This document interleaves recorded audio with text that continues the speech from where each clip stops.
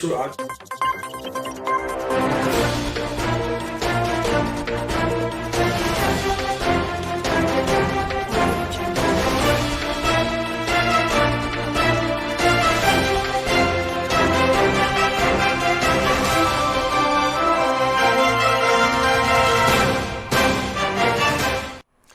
नमस्कार 99 न्यूज़ के बिहार झारखंड के बुलेटिन में आपका स्वागत है। मैं हूं तबरेज़ अनवर। सबसे पहले खबर बिहार से। जी हां, बिहार के लिए राहत की बात नज़र आ रही है। एक तरफ जहां रिकवरी दर यानी कि कोरोना से मरने वालों की रिकवरी दर, ठीक होने की रिकवरी दर जो है 93.09 हो गई है, वहीं रोज़ मिलने वाले संक्रमितों की संख्या भी 1000 से कम हो गई है। 15 अगस्त के बाद प्रतिदिन औसतन 1 लाख से अधिक जाँच होती रही है। राज्य में अब संक्रमितों की संख्या 1,86,690 हो गई है। एलजेपी के संस्थापक रामविलास पासवान की हालत नाजुक बनी हुई है। अचानक तबीयत बिगड़ जाने के कारण देर रात दिल्ली के एक अस्पताल में उनके दिल का ऑपरेशन करना पड़ा। पिता की तबीयत खराब हो जाने के कारण एलजेपी अध्यक्ष चिराग पासवान को पार्टी के संसदीय बोर्ड की बैठक को स्थगित कर अस्पताल जाना पड़ा। एलजेपी संसदीय बोर्ड की बैठक अब आज होने जा रही है। इस बीच चिराग पासवान ने मुश्किल घड़ी में सहयोग के लिए साथ खड़े रहने के लिए सभी को धन्यवाद देते हुए भावुक ट्वीट किया है। इस ट्वीट को आप देख सकते हैं। बिहार में चुनाव अक्टूबर नवंबर में 3 चरणों में विधानसभा चुनाव है। महागठबंधन ने सहयोगी पार्टियों के बीच सीट बंटवारे को लेकर अंतिम मुहर लगा दी है। एनडीए में भी आनन फानन में सीटों का बंटवारा तय हो गया है। सूत्रों की माने तो जनता दल यूनाइटेड और भाजपा आधी आधी सीटों पर चुनाव लड़ेंगी। विधानसभा की 243 सीटों में जनता दल यूनाइटेड और भाजपा 119 सीट पर अपने प्रत्याशी उतारेंगे। बाकी 5 सीटों को जीतन राम मांझी की हम के लिए छोड़ा गया है। शनिवार देर रात तक चली बैठक में भाजपा और जनता दल यूनाइटेड ने इसी फॉर्मूले पर अपनी सहमति बनाई है। लोजपा को इससे बाहर रखा गया है। बिहार विधानसभा चुनाव के मद्देनजर वाहन जांच के दौरान सीतामढ़ी में 2 व्यक्तियों से 11 लाख रुपए बरामद हुए हैं। बेला थाना क्षेत्र में 9.5 लाख रुपए जब्त किए गए हैं। बात की जा रही है तो रुन्नी सौंदरपुर में डीएम अभिलाष कुमारी शर्मा और एसपी अनिल कुमार की मौजूदगी में NH 77 पर वाहन जांच के दौरान 1.5 लाख रुपए की बरामदगी हुई है। बेला में 22.5 लाख रुपए बरामद होने की बात कही जा रही है और इसकी शिकायत वरीय पदाधिकारियों से भी की गई है। जिस शख्स के हाथ से रुपए बरामद हुए हैं उसने ये आरोप लगाया है, जी हां, उसने ये आरोप लगाया है कि 22.5 लाख रुपए हमारे पास थे। हालांकि वहां के थाना अध्यक्ष अशोक कुमार ने शिकायतकर्ता के आरोपों को निराधार और मनगढ़ंत बताते हुए कहा है कि रुपये की बरामदगी की स्थिति से वरीय अधिकारियों को अवगत कराया जा चुका है। राजद सुप्रीमो लालू प्रसाद यादव के बड़े लाल तेज प्रताप यादव अचानक अपने घर में बेहोश होकर गिर पड़े। इसके बाद तो अफरा तफरी सी मच गई। आनन फानन में एम्बुलेंस बुलाई गई। बताया जाता है कि अब वो स्थिर हैं। वैसे उनके अचानक बीमार होने को चुनावी टेंशन से भी जोड़ा जा रहा है। इस बीच तेज प्रताप की मां राबड़ी देवी और भाई तेजस्वी यादव भी वहां पहुंच गए। फिलहाल उनकी तबीयत ठीक बताई जा रही है। बिहार की अंतर्राष्ट्रीय शूटर और कॉमनवेल्थ गेम की स्वर्ण पदक विजेता श्रेयसी सिंह भाजपा में शामिल हो गई हैं। श्रेयसी सिंह के भाजपा में शामिल होने की चर्चा लंबे समय से थी, जिस पर आज मोहर लग गई। श्रेयसी सिंह को आज दिल्ली में भाजपा के प्रदेश अध्यक्ष संजय जायसवाल पार्टी में शामिल कराए। माना यह जा रहा है कि श्रेयसी अमरपुर विधानसभा चुनाव लड़ेंगी और इसलिए उन्हें पार्टी में शामिल कराया गया है। गया जिले के कोंच थाना क्षेत्र में दरिंदगी की प्रकाष्ठा ने एक बार फिर से तार तार कर दिया है। सप्ताह भर भी नहीं हुए हैं कि गैंगरेप की दूसरी बड़ी वारदात सामने आ गई है। इस बार दरिंदरों ने एक विवाहिता को हैवानियत का शिकार बनाया। पति को खाना खिलाकर बाहर से लौट रही थी। विधायिका को 3 मनचले युवकों ने उसे खेत में ले जाकर सामूहिक वारदात की घटना को अंजाम दिया। घटना के बाद महिला ने घर पहुंचकर अपनी दर्दनाक आपबीती सुनाई तो परिजनों के साथ साथ गांव के लोगों में आक्रोश इस कदर पनपा कि भारी भीड़ कोंच थाना के लिए जुट गई और विरोध करने लगी।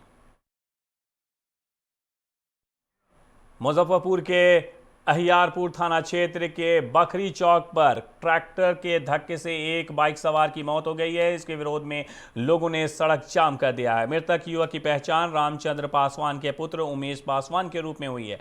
घटना के बाद संत रविदास महासंघ के प्रदेश महासचिव जय मंगल राम के नेतृत्व में सड़क जाम किया गया। मुआवजे के साथ पीड़ित परिवार के सदस्य को सरकारी नौकरी देने की मांग की जा रही है। झारखंड के अल्पसंख्यक कल्याण मंत्री हाजी हुसैन अंसारी को रविवार को मधुपुर स्थित उनके पैतृक गांव में पूरे राजकीय सम्मान के साथ सुपुत्र खाक कर दिया गया। पैतृक गांव पिपरा में दोपहर बाद जोहर की नमाज अदा करने के बाद पिपरा कब्रिस्तान में उन्हें मिट्टी दी गई। इससे पहले शनिवार की रात उनके पार्थिव शरीर को राजधानी रांची से मधुपुर ले जाया गया। रविवार सुबह पथल चपटी स्थित आवास में कुछ देर के लिए उनके शव को रखा गया। यहां लोगों ने उनके अंतिम दर्शन किए। इसके उपरांत पैतृक गांव पिपरा ले जाया गया, जहां पिपरा कब्रिस्तान में उनका अंतिम संस्कार किया गया।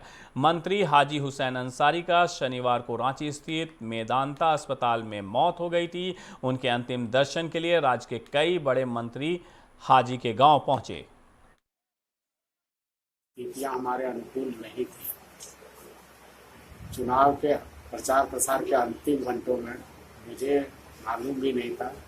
हाजी साहब को कहीं से पता चला, वो हमारे क्षेत्र में अनायास आए, लोगों को विश्वास दिलाया, भरोसा दिलाया, हमारे पक्ष में वोट करने की अपील की। वो बहुत ही क्रिटिकल पॉइंट था जहाँ पर जाके उन्होंने लोगों के मूड को मूव किया और तब इलेक्शन के बाद उन्होंने कहा कि एक बार आपको मेरे साथ उस क्षेत्र में चलना है जहाँ लोगों को हमने विश्वास दिलाया था। मैंने कहा कि सर मैं जरूर जाऊंगा। उसके बाद आप जानते हैं कि परिस्थितियाँ कोविड-19 के आ गया और फिर ये दौर खत्म ही नहीं हुआ कि समय हाजी साहब हमारे बीच से चले गए। दुर्गा पूजा, दशहरा, दिवाली और छठ जैसे त्योहारों को देखते हुए दक्षिण पूर्व रेलवे ने रेलवे बोर्ड को 41 मेल एक्सप्रेस ट्रेनें चलाने का प्रस्ताव भेजा है। इन 41 ट्रेनों की सूची में झारखंड के 3 स्टेशनों से खुलने वाली कुल 20 ट्रेनें शामिल हैं। बताया जा रहा है कि इन ट्रेनों को चलाने से पहले रेलवे राज्य सरकार के अधिकारियों के संग बैठक करेगी। राज्य सरकार से हरी झंडी मिलने के बाद ही अंतिम फैसला लिया जाएगा। दक्षिण पूर्व रेलवे की ओर से रेलवे बोर्ड को भेजी गई ट्रेनों की सूची को 3 फेजों में बांटा गया है। झारखंड में जहां जांच की रफ्तार बढ़ने से कोरोना के नए संक्रमितों की पहचान हो रही है, वहीं रोज नए मरीजों से अधिक संख्या में पुराने मरीज ठीक हो रहे हैं। ये झारखंड के लिए अच्छी खबर है। राज्य में 1176 मरीज कोरोना को हराकर स्वस्थ हुए हैं। इसके साथ ही राज्य में कोरोना को हराकर स्वस्थ होने वाले मरीजों की संख्या बढ़कर 74,604 हो चुकी है। वहीं 24 घंटे के भीतर राज्य के विभिन्न जिलों में 877 नए संक्रमितों की भी पहचान की गई है। झारखंड सरकार के शिक्षा मंत्री जगन्नाथ महतो की स्थिति में अभी कोई सुधार देखने को नहीं मिल रहा है। डॉक्टर लगातार मॉनिटरिंग कर रहे हैं। उनके शरीर में ऑक्सीजन सैचुरेशन का लेवल जस के तस बना हुआ है। मेडिका के मेडिकल डॉक्टर और क्रिटिकल केयर के हेड डॉक्टर विजय मिश्रा ने बताया है कि जब से शिक्षा मंत्री मेडिका आए हैं उनकी स्थिति पहले जैसी ही है। अब तक उन्हें 2 बार प्लाज्मा चढ़ाया जा चुका है। एक बार रिम्स में प्लाज्मा थेरेपी दी गई थी। राजगंज के तेतुलमारी स्थित रेणुका इस्पात फैक्ट्री के पार्टनर आकाश अग्रवाल का आज सुबह सालदाहा से अपहरण हो गया। अपहरणकर्ताओं ने आकाश अग्रवाल के धनबाद के धैया से सालदाहा फैक्ट्री जाने के दौरान इस घटना को अंजाम दिया है। बताया जा रहा है कि अपहरणकर्ता उनको पीछा करते हुए पहुंचे और कार को सालदाहा में रुकवाकर पिस्टल के बल पर जबरदस्ती अपनी कार में बैठा लिया।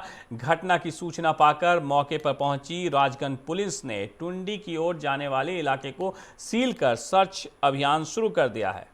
मामले की सूचना धनबाद के एसएसपी को भी दे दी गई है। वो भी अपहरणकर्ताओं की पकड़ के लिए मॉनिटरिंग कर रहे हैं। आपको बता दें कि आकाश अग्रवाल धैया के व्यवसायी महेंद्र अग्रवाल के पुत्र हैं। रांची के बरियातू थाना क्षेत्र में रात को 2 घरों में चोरी हुई है। चोरों ने लाखों की संपत्ति चोरी कर ले गए हैं। कर्नल एसके सिंह के घर से भी 5 लाख रुपए के गहनों की चोरी की सूचना मिल रही है। इसके अलावा एक और घर को भी चोरों ने निशाना बनाया। दूसरे घर से भी लाखों की चोरी हुई है। दोनों घरों में ताला लटका हुआ था। इसी का फायदा चोरों ने उठाया। पुलिस मामले की जांच में जुट गई है।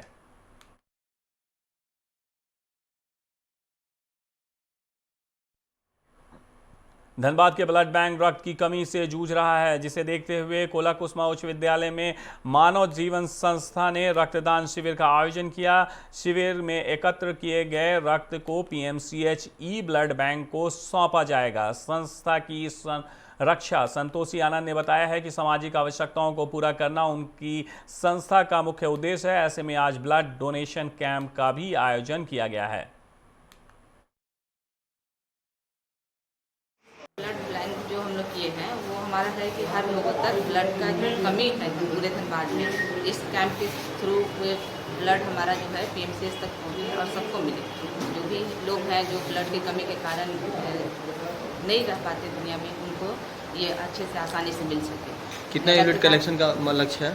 100 लोगों का ये लक्ष्य है हमारा, जो हमारा पीएमसीएच तक जाएगा हमारा ब्लड। रफीगंज के खैरी इटवा में आपसी विवाद को लेकर हुए मारपीट में फागू यादव बुरी तरह से घायल हो गए, जिसके बाद इलाज के लिए सामुदायिक स्वास्थ्य केंद्र में भर्ती कराया गया है, जहां इलाज के दौरान उनकी मौत हो गई। इस मामले में कसमा थाना प्रभारी ने बताया है कि आपसी विवाद के कारण ये घटना हुई है। दोषियों पर कार्रवाई की जाएगी।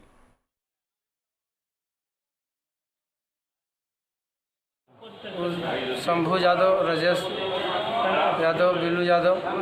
अच्छा, ये आप मारपीट करके रोड पर पार दिए थे। अच्छा, ये जो हैं ये आपको क्या लगते हैं?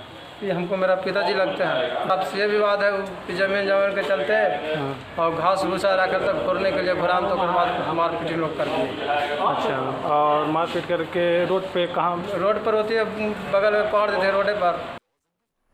99 न्यूज़ के बिहार झारखंड के इस बुलेटिन में फिलहाल इतना ही। धनबाद और आसपास की खबरों के लिए आप बने रहिए 99 न्यूज़ के साथ। नमस्कार।